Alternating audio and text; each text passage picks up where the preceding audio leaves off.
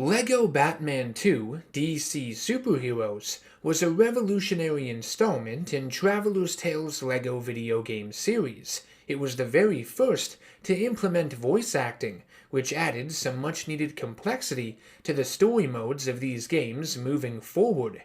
It gave them far more freedom in terms of the amount and variety of humor they could incorporate within them, not just rely on slapstick and sight gags alone, like previous games had been forced to do.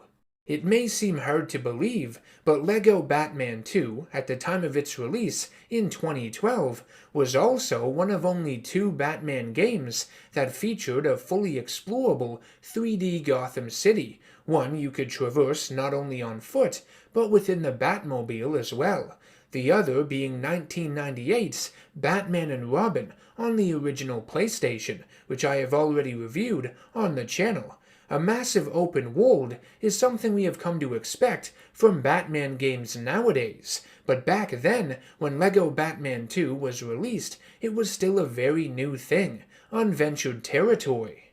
LEGO Batman 2 was everything a sequel should be. It expanded upon what was found in the first game, and introduced a lot of new elements as well, some of which were again firsts for the series. LEGO Batman 2 began to incorporate the wider DC universe with its story and character roster, but even still, it felt limited to only the biggest and most relevant names close to Batman and the Justice League.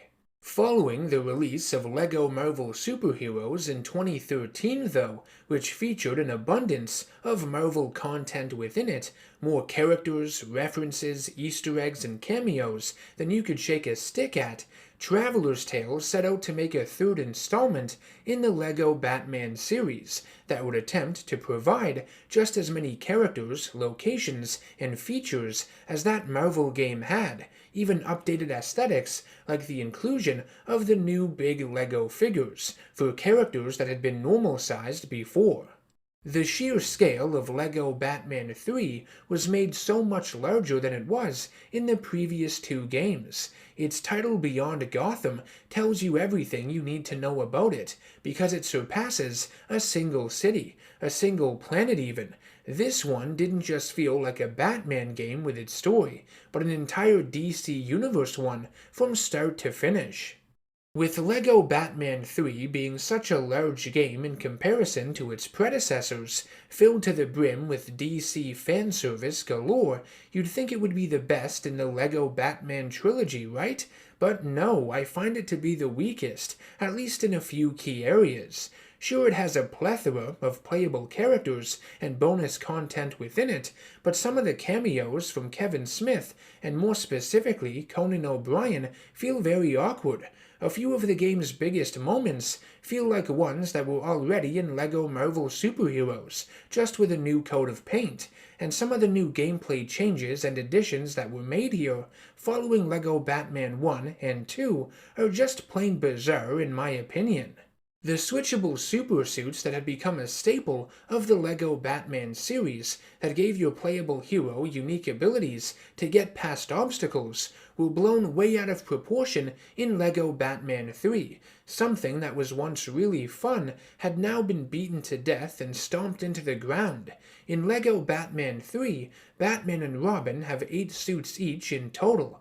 All of Batman's suits can now glide, and all of Robin's are acrobatic, meaning you don't need to be wearing a specific suit in order to perform actions I feel Batman and Robin should naturally be able to do by default. This change was great, and in terms of the heroes' costumes themselves, I think their visual designs and abilities are some of the most enjoyable and creative of all three games. What I find to be really annoying, though, is that on top of Batman and Robin having super suits, the two main villains you play as throughout the game, the Joker and Lex Luthor, I will explain the details as to why when I discuss the story mode, also have 8 suits each at their disposal. Though the whole multiple suit gimmick makes sense with characters like Batman and Robin, even Cyborg, who also has them in this game, giving a bunch of them to Lex Luthor, and especially the Joker, just feels really forced and unnecessary.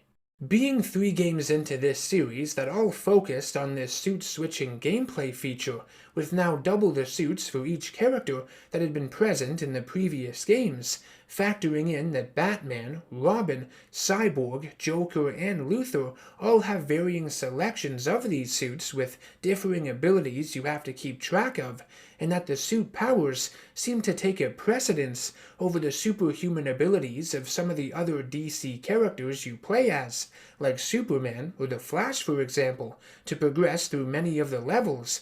A lot of LEGO Batman 3 can feel very tedious and exhausting to get through, mainly because I find the new costume wheel that pops up when you change suits to be a little distracting, as it interrupts the flow of gameplay, especially when you are having to switch from one right into another. The only positive to all of this is that you do have a simple button prompt to quickly switch between the suits when close enough to one of the objects it can interact with, so it does help cut back on time a tad. The other big issue I have with LEGO Batman 3 comes down to its story. It centers around the highly intelligent extraterrestrial cyborg known as Brainiac. He attacks the Earth in his Skull ship, and intends to use his new shrinking beam, powered by a special crystal fueled by the emotional spectrum, that is, the combined energies of the 7 Lantern Corps leaders, to reduce the size of the Earth and add it to his growing collection of planets. In order to save the Earth, the Justice League are forced to team up with some of their greatest adversaries, like Lex Luthor, the Joker, Cheetah, Solomon Grundy, Killer Croc, and Firefly. The basic premise of this story isn't what bothers me. I've always loved the idea of Brainiac traveling the cosmos collecting knowledge essentially.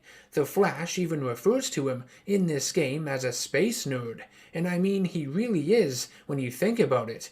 And I've mentioned countless times on this channel how much I adore the whole concept surrounding the emotional spectrum and colored lantern cores. Having it featured so heavily in this game is awesome.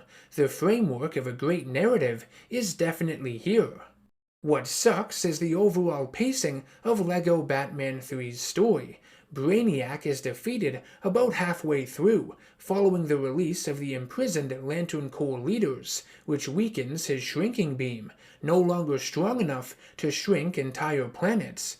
Batman, Superman, and Wonder Woman chase the villain across Europe, where he manages to shrink and collect many of its notable cities, like London, Paris, and Pisa, as a consolation prize.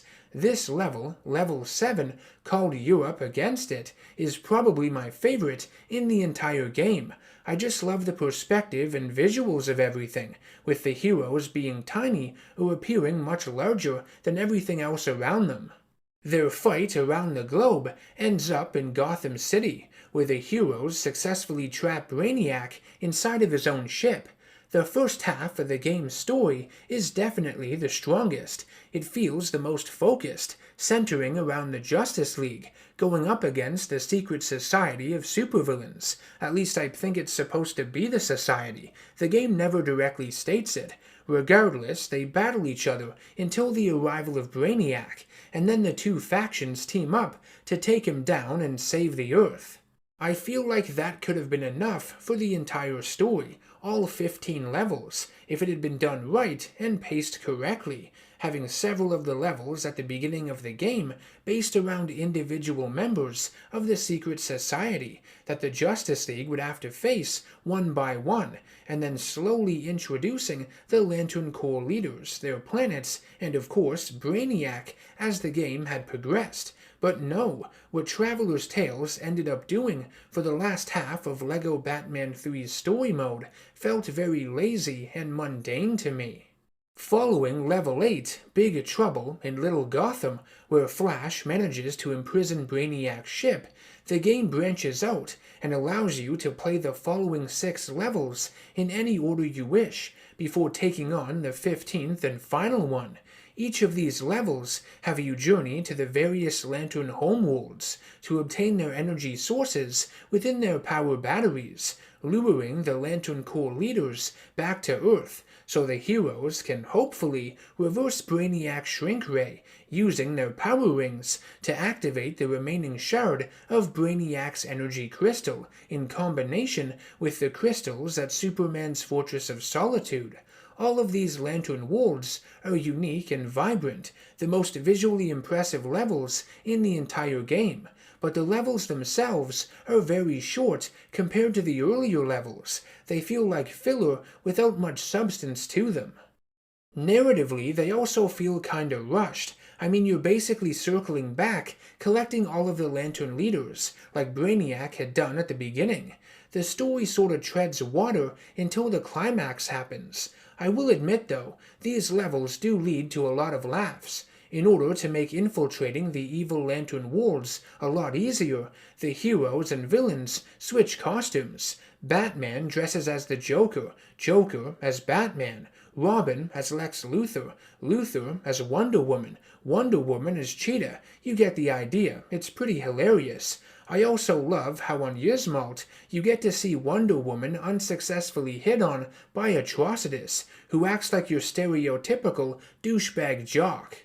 Anyways, after you finish up on all of the Lantern planets, the heroes and villains regroup at the Fortress of Solitude and are able to concentrate the combined energies of the emotional spectrum into their version of Brainiac's shrink ray, thus allowing them to return the Earth to its regular size. Superman grows large as a result of it, though, having been the one holding on to the crystal, and the escaping Brainiac uses his ship's mind control to take over the Man of Steel and have him attack his allies. It makes for a really cool visual and a fitting battle to close off the final moments of this game. Batman is only able to free Superman of the mind control following an emotional speech about friendship, something Robin had been forced to do earlier in the game within the Batcave when Batman was trying to kill him, also being controlled by Brainiac's ship. The whole message of this story is that Batman must learn to show emotion and feel for other people. Much like the theme found in the last game, this one is an idea that has been examined numerous times in Batman stories, one way or another, and has been watered down a great deal here. It is a children's game after all, but I think Traveler's Tales did a good enough job exploring it, especially incorporating the emotional spectrum into everything. The game shows the power of its influence, how it affects many of the main characters, making Flash greedy, Wonder Woman angry, and Cyborg fearful, for example. Before I end this review, there is one piece of content within LEGO Batman 3 that I need to bring up and discuss. Inside the Justice League Watchtower, you can select the various hub worlds you want to travel to, like the Lantern planets or the moon, to find all of the shiny collectibles in them. But you can also play several bonus levels, some of which are DLC, based around the first appearance of Batman in comics, the Dark Knight trilogy, Man of Steel, Bizarro World, etc. Out of them all, the only one that's must play in my opinion is Same Bat Time, Same Bat Channel. Adam West is featured in LEGO Batman 3 as the citizen in peril you must rescue several times in the game world, as well as in each of the levels. He plays the same role that Stan Lee did in the LEGO Marvel series of games. Traveler's Tales went a step further and paid their respects to West's version of Batman by giving him his own separate level, and I can't tell you how awesome it was to play, not only when this game came out back in 2014, but also revisiting it again for this review.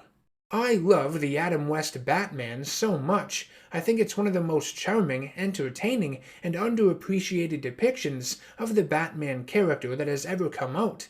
Getting an entire level based around it was just so cool, honestly a fanboy's dream. It features dialogue from the late Adam West, onomatopoeia when you punch things. You can carry around the iconic Bat Bomb from the 1966 movie, take on the show's iconic villains, Catwoman, Penguin, Riddler, and Joker, drawn on mustache and all. Take part in a chase sequence with the Batmobile, made to look like a giant film set, and it's all topped off with a cheesy dance number with Batman doing the Batoozy. It's amazing. LEGO Batman 3 has a lot of great DC content within it, so much to make any die-hard fan foam at the mouth. Despite all the bells and whistles though, I don't consider it to be my favorite in the LEGO Batman trilogy. I think it's still LEGO Batman 2. There are just too many troublesome aspects related to its gameplay changes, weird cameos, and pacing of the story mode itself to make me fall head over heels for it completely.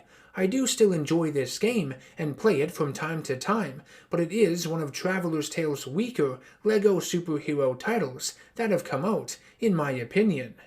I want to thank you all for watching my review of LEGO Batman 3 Beyond Gotham. I hope you enjoyed it. If so, make sure to subscribe to the channel to be notified of all the future content I release on here, and I will see you all in the next one. Take care and stay nerdy.